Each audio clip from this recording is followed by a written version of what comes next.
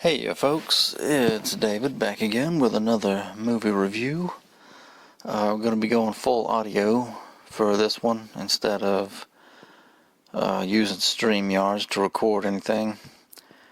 Anyways, it is 10:52 at night on what is today? The 21st of December as I make this entry into the movie journal. And a couple of nights ago I saw Sonic the Hedgehog 2. I watched it in the truck. I was parked in the Petro truck stop in Atlanta, Georgia. And unfortunately, it was one of those places where you got to pay for your parking, but be that as it may, it was the closest truck stop to where I was needing to be, and I had to stay the night, so there you go. I said, you know what, I'm going to take this opportunity to go ahead and do what I've been thinking about doing all week, and I'm going to watch this movie because I'm looking forward to seeing Sonic 3 maybe next weekend. And let me go ahead and watch the second one because I never caught it when it first came out. I did see the original Sonic back in 2020. That was one of 5 movies that I saw right before the pandemic hit, and I was thinking at the time when all that happened that, you know what, I think I've just seen the best 5 movies that the movie theater had to offer at that time. I was unfortunately being let go from my job for a very stupid error on my part. The trucking company I was working for had to let me go, and so I had like about a month off before I was going to be looking for another job. But that's another story. But just to let you know what I know of the Sonic movies so far, those 5 movies that I watched while I'm thinking about this, not that it has anything to do with Sonic, but I saw Sonic, I saw Just Mercy, Knives Out, Ford versus Ferrari, or am I being dyslexic? Is it Ferrari versus Ford? It's Ford versus Ferrari. And what else? There was one more. I can't believe I can't remember what it is. There was another movie. Oh, how could I forget? 1917. Such a good movie. All 5 of these movies, I really enjoyed them. It was a good time at the movie theater. And I saw most or all of them at the Hollywood Theater in Mobile, Alabama. Hollywood movie theater, and unfortunately, I'm sad to say that theater no longer exists. It has been torn down over the past year and replaced with a Top Golf. I kid you not. Every time I look at that Top Golf, I think, I'm sure that's a lot of fun, but I miss my movie theater. And I would have gone over there more often if only they had better popcorn. Anyways, that's where I saw Sonic. Missed the second one until the other night, so now let's finally get into the movie. I enjoyed this very much. James Marsden is back as, I want to look at the cast here. Tom Wachowski. And I want to say right away that it seemed like, I don't know why.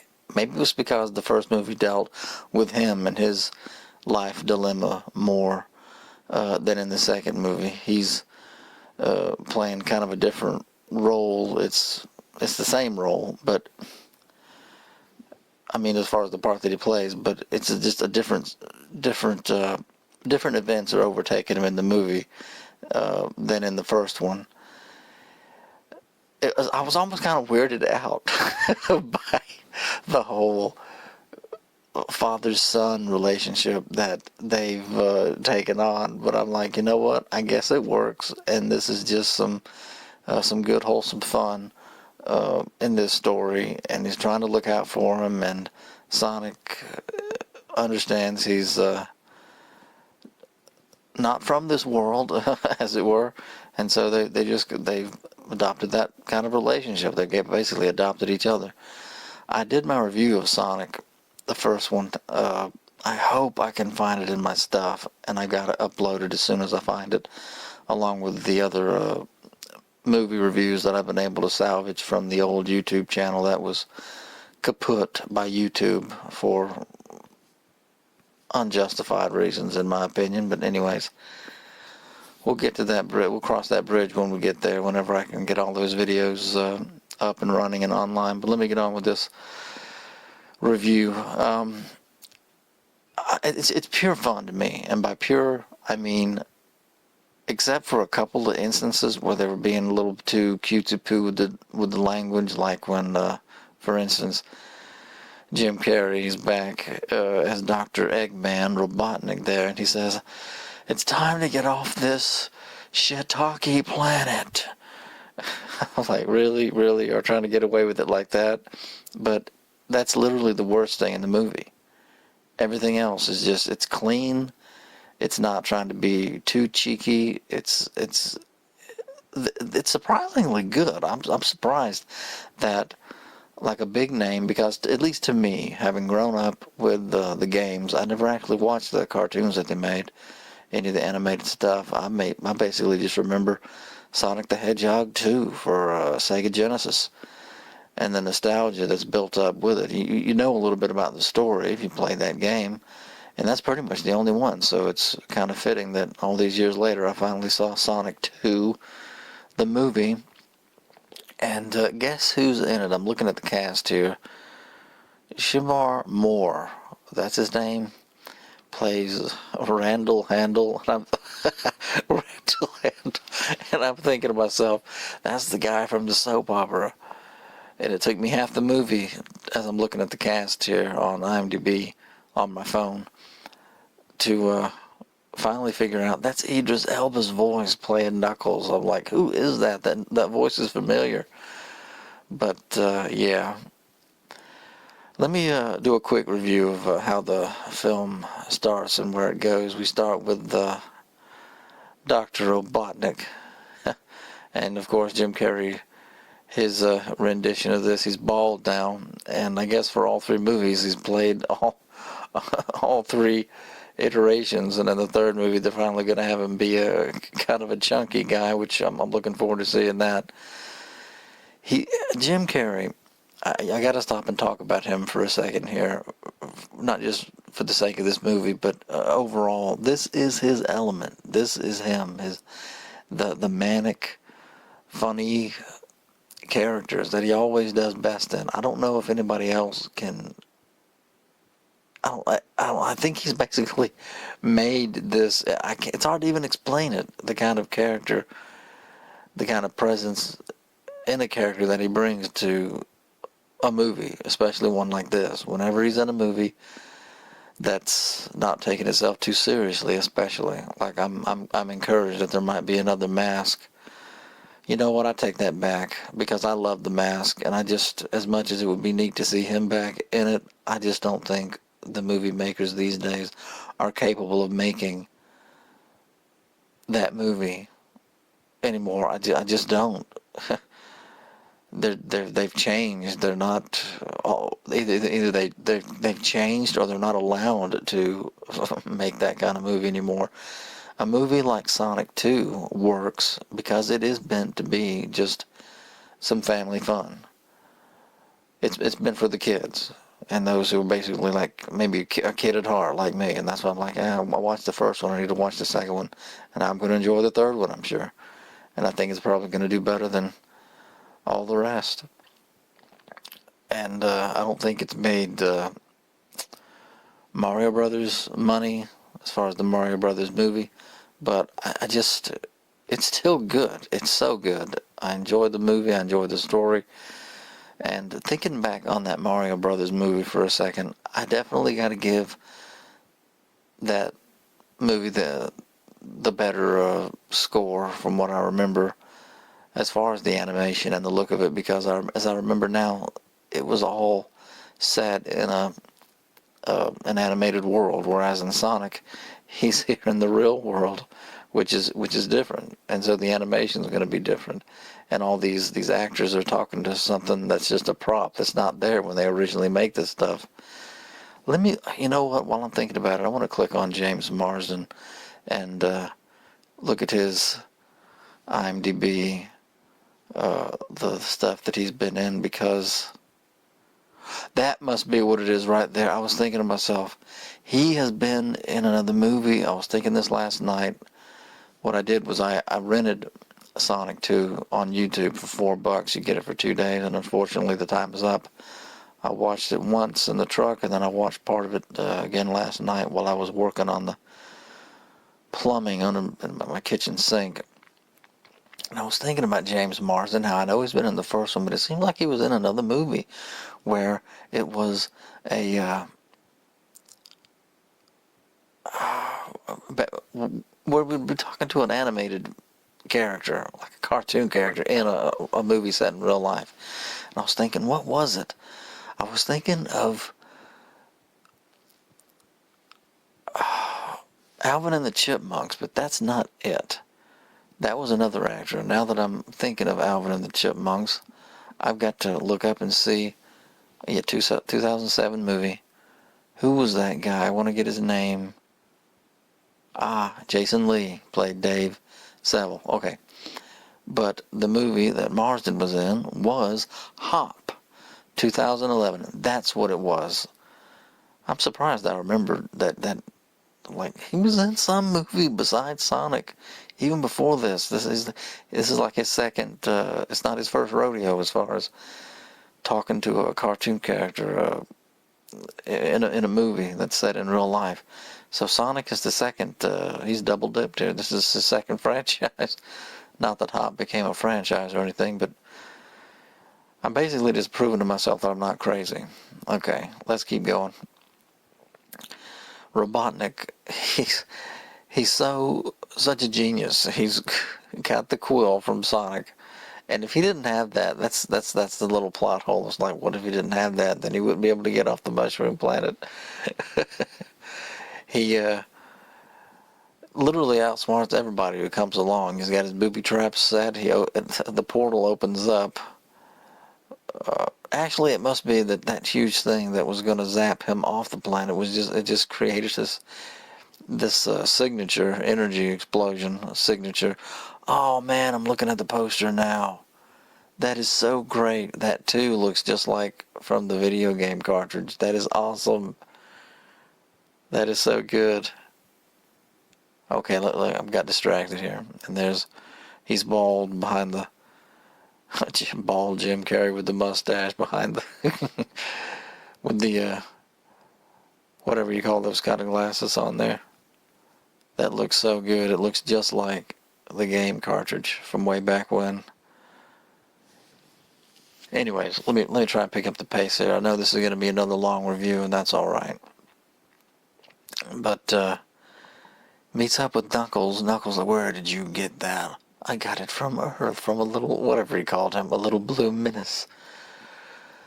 He's got everything he says has to have this sinister tone to it, right? I'd be happy to show you the way.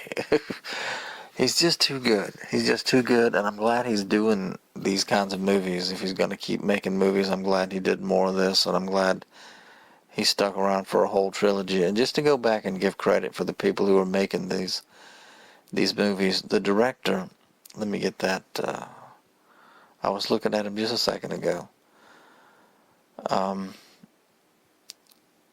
Jeff Fowler, Fowler, who was willing to change Sonic in the first one. Remember that awful long-legged, porcupine-haired, he didn't look like Sonic when they were originally making the 2020 movie. And he was willing when there was a backlash, like, hey, that's not Sonic, get it right, guy. He actually changed it, and now it actually looks much more like Sonic. Anyways, so credit where credit is due. I was looking up the stuff that he's directed, and it's been, you know what, let me click on it. Before this, back in 2004, Go for Broke, Knuckles, there's no poster image for that, Escape from Pretoria, A Gentleman's Duel. I never saw these movies. So Sonic is the biggest stuff that he's done so far, and he's doing a good job in my book. Definitely. I can't wait to see this movie. I don't know anything about Shadow, so I'm going into this cold when I watch that movie, and it's just going to be a treat. These movies are a treat. because Sonic is the character, at least that they've made for the movies, is just such like a clean slate character, a storyboard. That's not the right term. A sounding board for learning about the world. That's the right term. And he's so pure in his character so far, and what he's learning about the world and about responsibility and honor and duty and doing what's right and taking care of your. He wins over Knuckles that way. When Knuckles realizes in the course of the movie that he's no threat to him, and he would only be a friend and an ally, under other circumstances, except that Robotnik, that is the evil Jim Carrey character, is trying to use Knuckles. And I was thinking to myself, I didn't really like this in the movie, the way that Knuckles, he seemed like bad to the bone, but halfway through the movie, it's almost like his sense of honor is what really prevails in the end. But maybe they just went too far. I don't know. Maybe this isn't a legitimate criticism, but I was just thinking they're making him look like a little bit of a dummy. The way Robotnik and his sidekick, who was almost pining for him in the espresso shop or whatever that place is, Agent Stone, played by Lee Majdoub. This guy, he's funny and I like him. And then later on in the movie, when what is that, deputy or then sheriff Wade Whippy, played by Adam Pally, there's a lot of good comic relief stuff in this movie, and it's part of what gives it its charm. But Lee playing Agent Stone, he was almost giving off the Waylon Smithers vibes, man, in this movie. Even I'm glad they had this line. It was so funny. He said, "Sir, you look." I forget what it was. He was complimenting Eggman for the 10th time in this movie, and there's Jim Carrey saying, "Thank you, sycophant." I feel like just as serious as a heart attack. Like, that is so funny. But yeah, Knuckles. Knuckles really came through. And again, I say that as somebody who's a noob. I don't know anything about that part of the story. I never played that game, for instance. And it looked so cool when that came out. Do you remember that game cartridge where it was like a little oval shape, horizontal with Sonic and Knuckles on it? That'd be a fun game to go play one day. I'm getting nostalgic for all this stuff, just thinking about it. Okay, let's get back into some of the events of the movie. So, the plot is Eggman wants revenge. He wants world domination to get back to Earth. That's his purpose, as always. Sonic, he wants to be a hero. He wants to be almost like a blue Batman, using his powers for good to, what does he call himself? Blue Justice. It's just so funny, man. It's just so funny. And Knuckles wants to, it's not so much a revenge mission, I guess, that he's on, so much as the Master Emerald. Is that what it was called? I've got to look up something right here. I want to get the name right. There were so many things in this movie I was like, could we not have made these names just a little bit I'm just going to call it the Master Emerald because that green diamond thing that they were after. Yeah, that's what it was. Because it's the key to ultimate power in the universe, the guy on the Death Star might say. But what was the name of Echidna? That's what it was, Echidna. That's what Knuckles people are. And the owl warriors, that we only saw one of them, and that was at the beginning of Sonic. I guess they're all gone now. I hope that in Sonic 3 they bring something full circle with her, because it's, as it is, it's just kind of a sad thing that we're left to think as far as what became of his original, like, guardian and mentor on his home world, that is Sonic. What else? There's Tails. Tails is back. You saw him actually at the start of, or the ending of the first movie. They become friends. There's a Russian dance-off, no less, when they have to go to Siberia and search for a compass. And of course, they got to have a compass in these movies to show you the way to the final thing.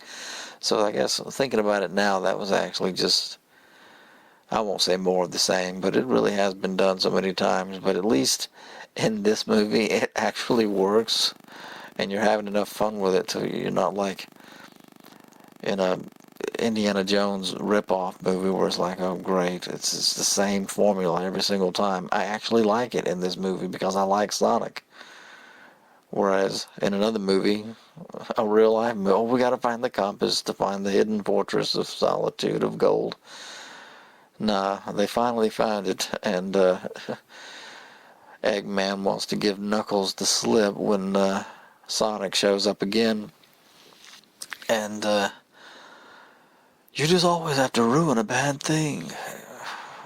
He must say a dozen different lines like that in this movie, where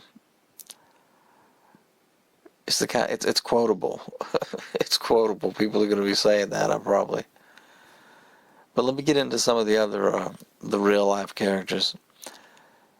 This stuff was, some of it had me cracking up, and some of it was like, I know people don't act this way in real life. They just don't. But they actually carried on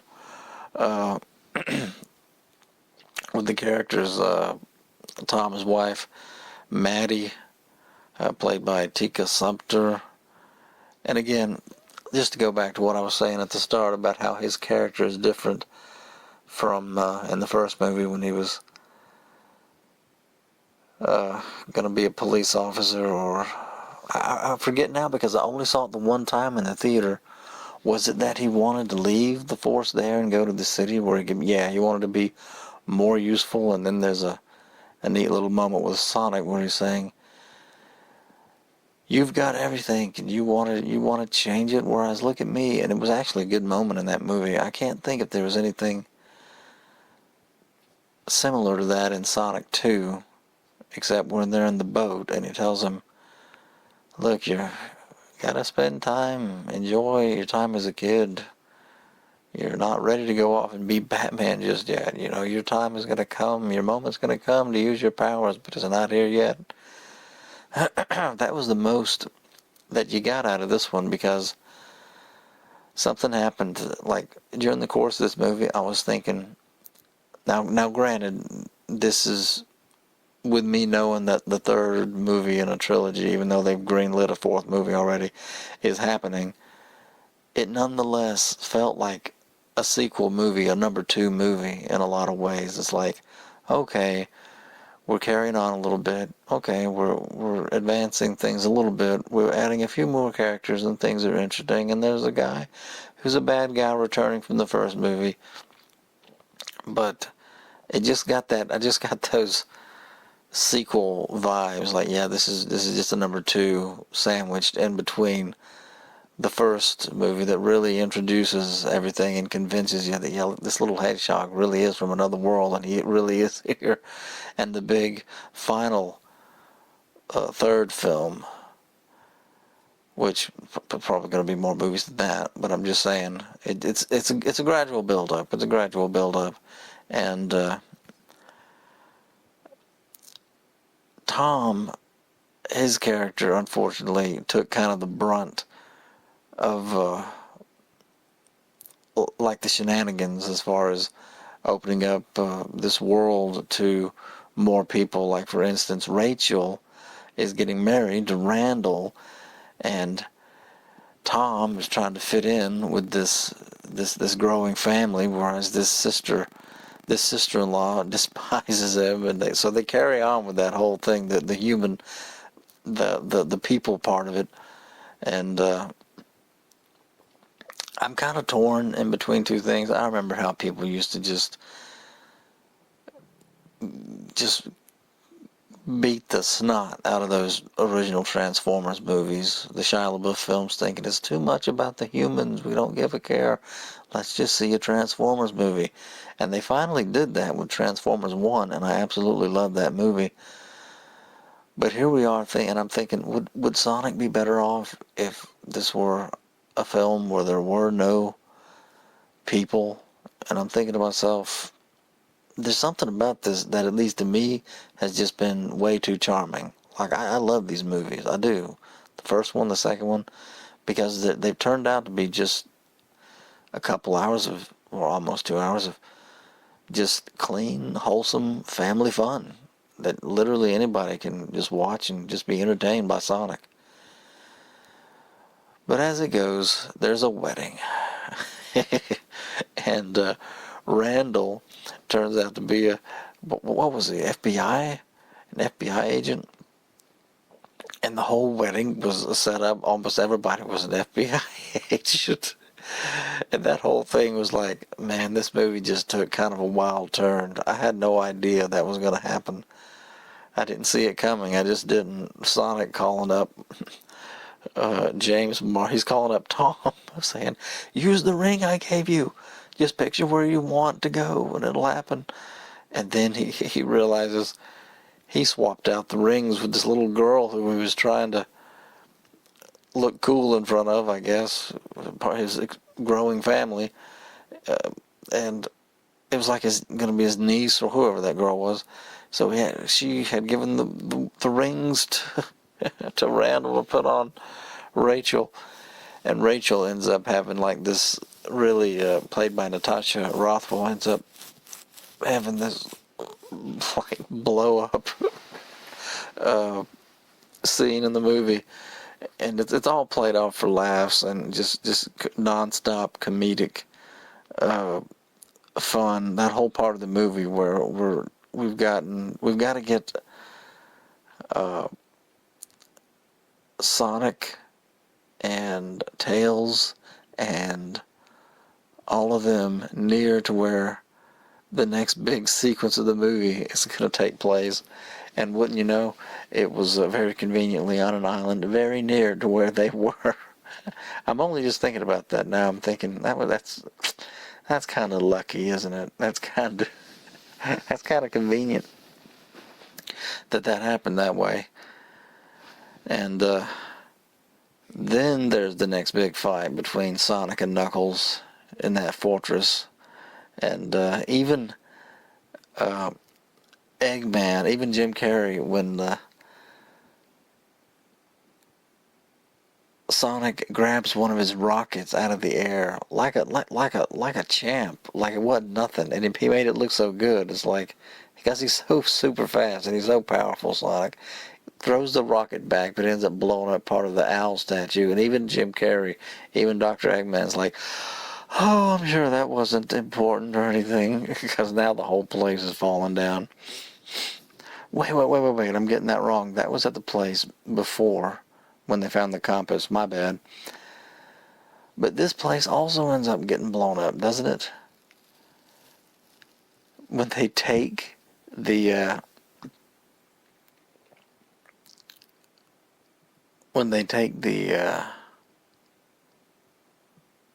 Master Emerald out, and he has supreme power in the universe now, so that all of his darkest machines and robots for taking over the galaxy will be coming into being. I was like, they actually did this. This Godzilla-sized robot, I kid you not, it looked just like, or it looked enough like the big boss robot that Robotnik was in at the end of the second game. That was something else. That was crazy. that thing looked just like that thing, the little nose and the eyes and everything and the way the head turned. It looked just like it, man. But my mind is a blur now thinking about this. How did they get back to from that island to there? I can't even think. Anyways, I just want to kind of skip to the end now because I know this is getting to be kind of a long recording. But at the end, when Sonic and Knuckles have fully become allies and Tails is with them and they're like, we can do this but not alone, but we have each other. It was another great moment when he said your strength and my speed and your, what did he say, Tails? I forget what Tails was.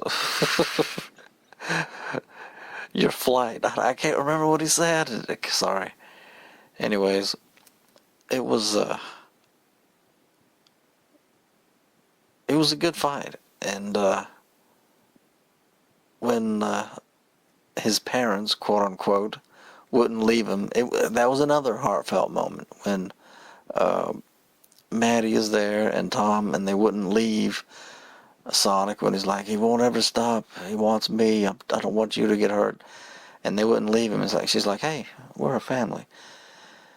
And then when Robotnik crushes the truck, I'm thinking, this didn't really happen. You know it didn't really happen. And so that was one instance that I just couldn't buy it. You know, it's like, come on, the stakes weren't raised quite high enough, you know, because it's like something's gonna happen. Even you got Tails saying no, but it's like, come on.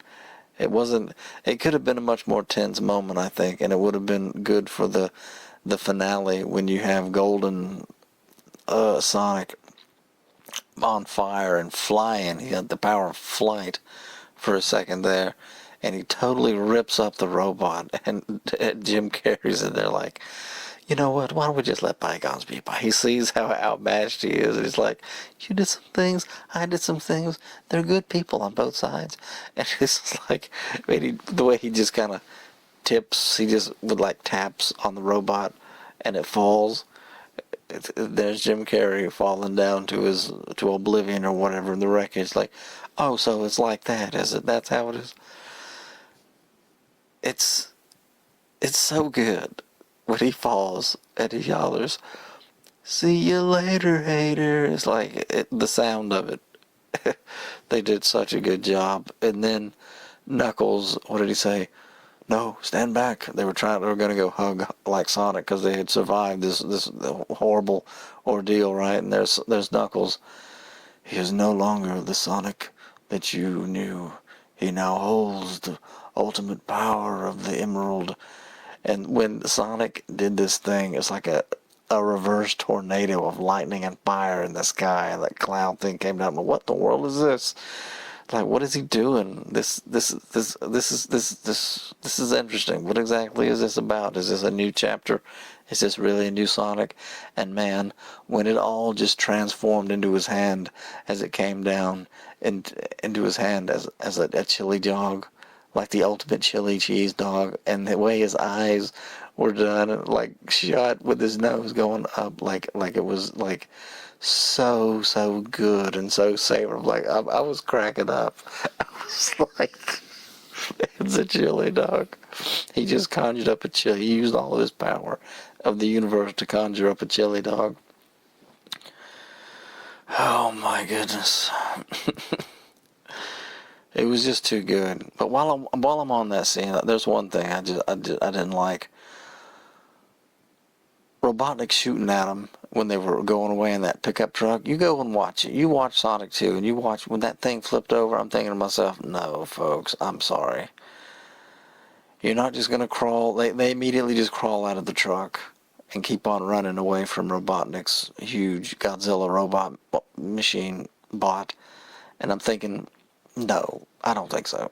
And it could have added to the tension of the moment a little bit, but it was just a little bit too family friendly in those two respects. It's like, come on, you can't have the imagery of a pickup truck having that kind of accident, and then they just crawl right out of it. Like, no bruises, didn't even bang them up at all. No, nothing. Not a scratched forehead, nothing. I'm thinking, come on.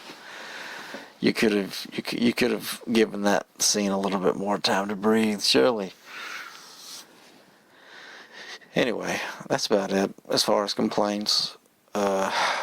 Just that I couldn't get over that. I'm like, that pickup truck just flipped multiple times. That thing just got knocked like a rag doll. Come on.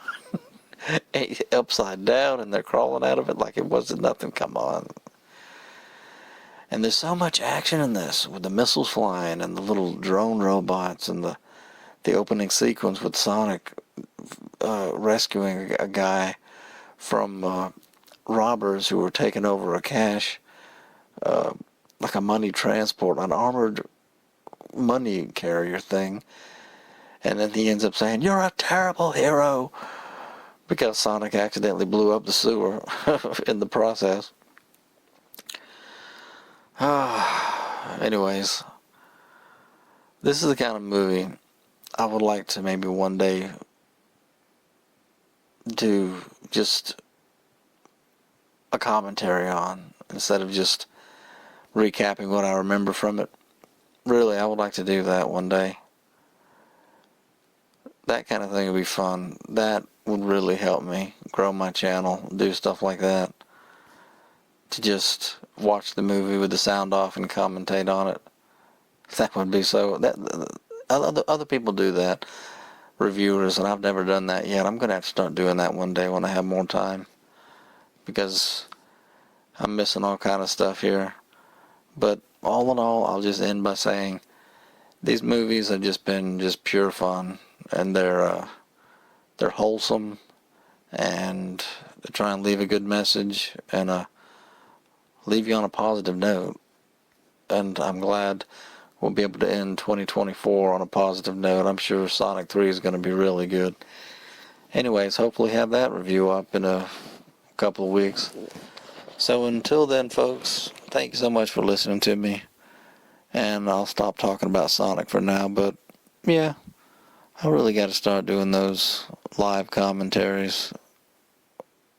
That would definitely be fun. Anyways, thank you for listening to me, folks. Go watch Sonic 2, please, if you haven't seen it. It's good stuff. Till next time, thank you.